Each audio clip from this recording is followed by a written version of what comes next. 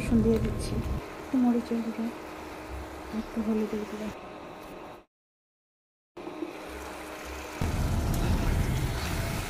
বেগুনগুলো দিয়ে দিয়েছি।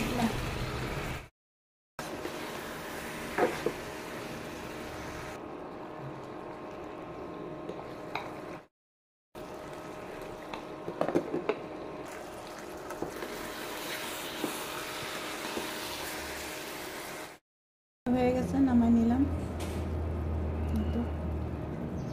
বেগুন দিয়ে শুটকি দিয়ে